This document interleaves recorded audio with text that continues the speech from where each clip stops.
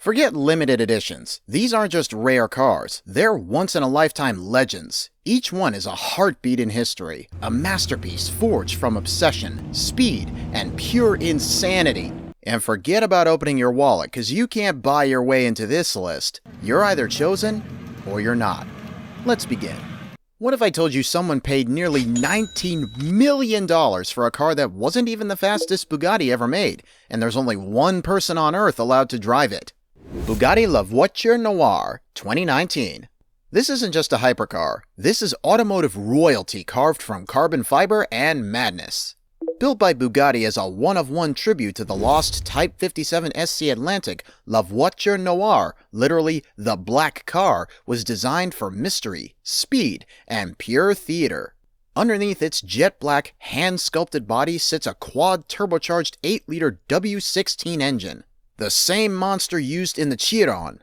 But here, it's turned into rolling art, producing an eye-watering 1,479 horsepower and a crushing 1,180 foot-pounds of torque.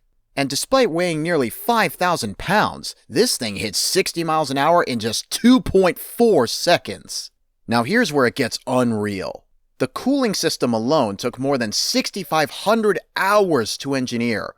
Every single vent was shaped by hand. The exhaust, custom fabricated. The rear fascia, designed like a spaceship.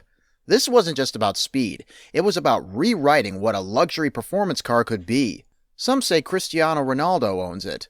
Others whisper it was delivered to Ferdinand Piech's heirs, but nobody knows for sure. What we do know is this: there's only one, and we'll never see another. Before the 911 Turbo ever existed, Porsche built something faster, lighter, meaner. And then they killed it before it could escape the factory. Sad times. Porsche 916 Prototype, 1972.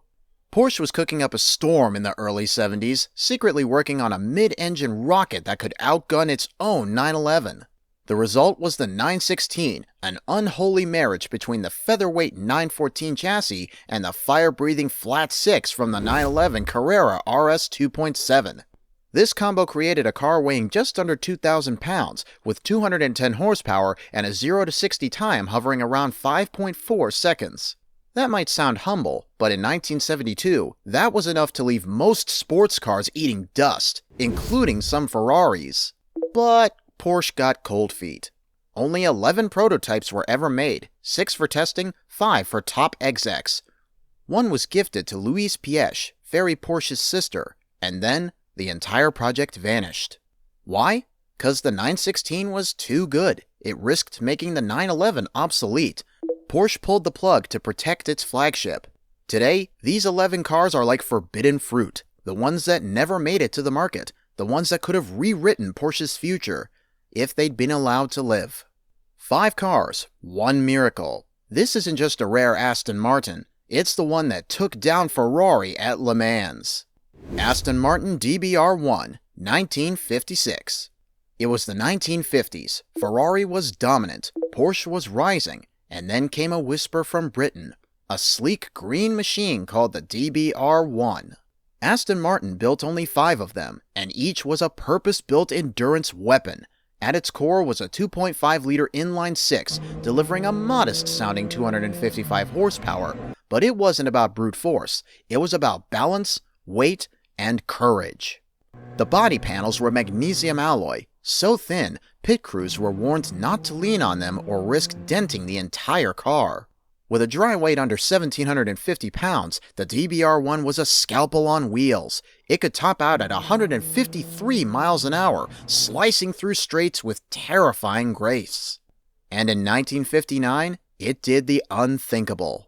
Driven by Carroll Shelby and Roy Salvadori, the DBR1 won the 24 Hours of Le Mans outright, Aston Martin's first and only overall victory at the legendary race. It beat Ferrari, it beat the odds, and it made history. One sold in 2017 for $22.5 million, making it the most expensive British car ever auctioned. But the price isn't what tells the story, the victory is. Now imagine building the world's fastest car, then saying, screw it, let's make a version that's even faster and more brutal just for fun. McLaren F1 LM, 1995. Most people already know about the McLaren F1, the car that redefined what a supercar could be in the 90s. But the F1 LM? That's the version that took the rulebook, ripped it in half, and threw it out the goddamn window. Only 5 were ever built, and they weren't just tributes to McLaren's 1995 Le Mans victory. They were built to outperform the actual race cars. Strip out the air conditioning, sound deadening, and comfort.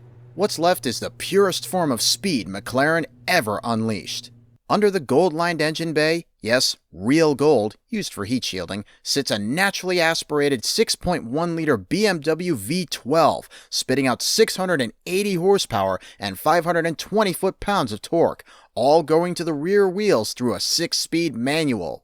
That power, in a car weighing just over 2,300 pounds, launched the F1 LM from 0 to 60 in 2.9 seconds and 0 to 100 in 5.9 seconds. That was decades ahead of anything else at the time. And get this, the LM had no traction control or ABS. If you couldn't handle it, it didn't care. One sold for over $19.8 million, and if another hit the market today, it'd shatter that. But these aren't investments, they're war machines. They're what happens when engineers aren't told to slow down. What do you do when you've been publicly humiliated by Ferrari? Well, if you're Ford in the 1960s, you build something that goes 220 miles an hour and wins Le Mans in a goddamn blaze of glory. Ford GT40 Mark IV, 1967. This isn't a race car, it's revenge on wheels. After Enzo Ferrari snubbed Ford's buyout offer, Henry Ford II declared war. He dumped millions into building a machine to destroy Ferrari at their own game, Le Mans.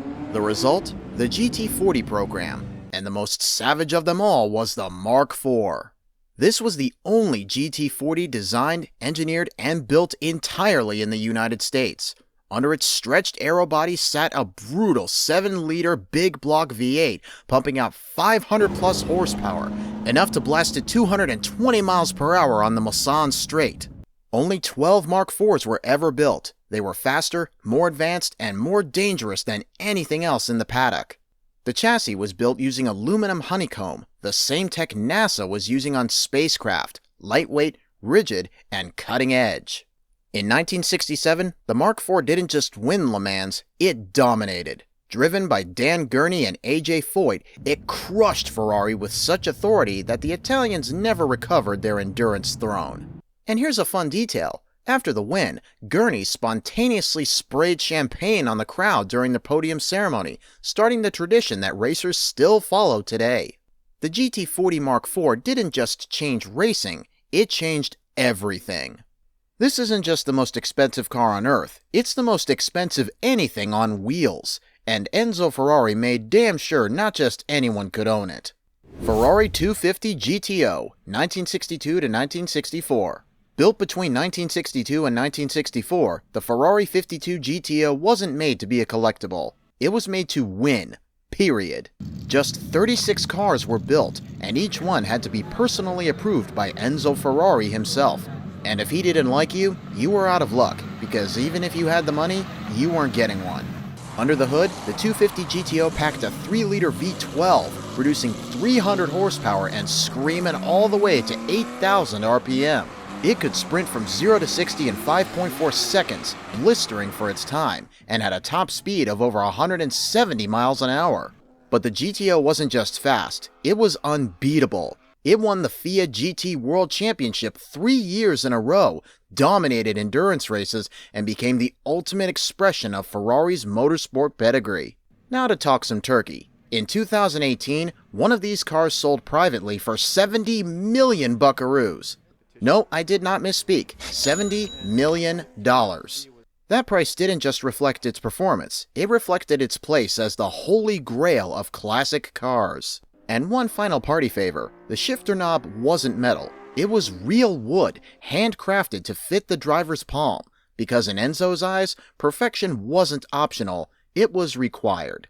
Now what if I told you the phrase, the best car in the world, didn't come from marketing, but from a 120-year-old car so rare, it's literally one of a kind. Rolls-Royce 15 horsepower, 1904. Before Rolls-Royce was a global symbol of wealth and royalty, they built a car that changed everything, the 15 horsepower born in 1904. It wasn't flashy, and it certainly wasn't powerful, but it was so smooth, so well engineered that a journalist called it the best car in the world. And Rolls-Royce? They ran with it, trademarked it, owned it. Only 6 were built, and today, just 1 survives. Let that sink in. This car is rarer than most dinosaur fossils, but far more intact. Powered by a twin-cylinder 3.0-liter engine, yep, just 15 horsepower, it could cruise up to 39 miles an hour.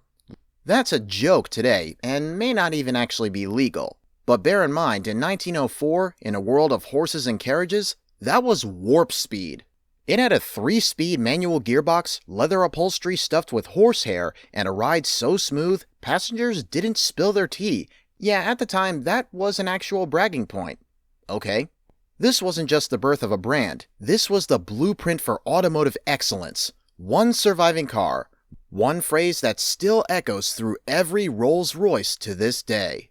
At $142 million, no, I did not stutter, this car isn't just a record breaker, it's a time capsule that made 1955 feel like 2055. 1955 Mercedes-Benz 300 SLR Uhlenhaut Coupe. Imagine this, it's 1955. Gas is 23 cents a gallon. Oh god, don't I wish it still was today. Rock and roll is brand new, and Mercedes-Benz has built a car that can do 180 miles an hour. This is the 300 SLR Uhlenhaut Coupe, named after its creator, Rudolf Uhlenhaut. Only 2 were ever made, and for decades, both were locked away in Mercedes' private collection, unregistered, unowned, untouched. But in 2022, one of them sold at auction for 142 million buckaroos. That makes it the most expensive car ever sold by a massive margin. Wait, doesn't that also make this one the most expensive thing on wheels? Did I make a mistake with the Ferrari?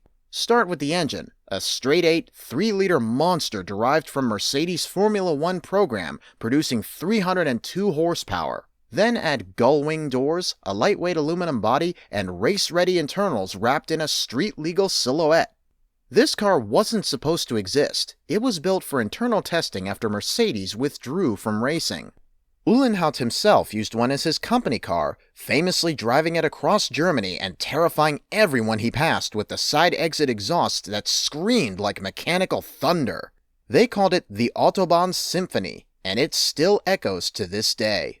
But if you think that was an interesting car, this Camaro was so insane, GM actually lost money every time they sold one. That's not a myth, that's the ZL1. 1969 Chevy Camaro ZL1. Muscle car royalty, drag strip weapon, dealer kept secret. The 1969 Chevy Camaro ZL1 wasn't made for cruising, it was built to melt pavement. Only 69 units were produced. Nice.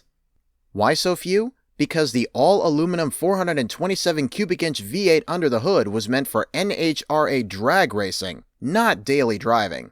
That engine alone cost more than a brand new Corvette at the time. Let that sink in. GM lost money on every single one of these monsters they sold. Officially, the ZL1 was said to make around 430 horsepower, but anyone who's driven one knows the real number was closer to 500.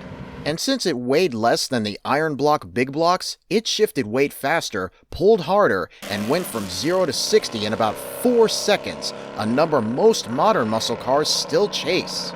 Chevy didn't advertise it. You had to know about the COPO 9560 order code, walk into the right dealership, and basically beg for it. It was the kind of car that showed up at the track, idled quiet, then vaporized everything around it. Today, a clean ZL1 can fetch over $1 million, but even if you had the money, good luck finding one that's willing to leave the garage, and I don't mean the car itself. Before Teslas had sensors and radar, before adaptive cruise control was a buzzword, Cadillac did it first, in 1959. Cadillac's Cyclone concept, 1959. This car wasn't just ahead of its time, it was from a time that hasn't even arrived yet. The Cadillac Cyclone was a one-off concept, built during the height of the jet age, and it looked the part, shaped like a rocket ship with nose cones that weren't just for show. Inside those tips, radar sensors designed to detect obstacles on the road. That's right, collision avoidance tech in 1959. And if you thought that's where it ended, think again. The Cyclone had bubble-top canopies inspired by fighter jets, fully retractable into the rear quarters. The exhaust vented ahead of the front wheels to keep fumes away from the cabin. It had voice control features, a climate-controlled interior, and automatic following distance maintenance. Stuff we brag about in cars now, the Cyclone did it way before many of us were ever born. While this car unfortunately never went into production, it proved a massive point. Innovation doesn't wait for permission. Cadillac looked into the future and said, "We'll build it now," even though this car unfortunately never was actually built. These aren't just cars, they're monuments to vision, revenge, precision, and maybe a little bit of madness. Some changed the rules, some rewrote them entirely, and some left no rules standing at all. But every single one, a once-in-a-lifetime machine. Let us know in the comments, which one would you sell your soul to drive?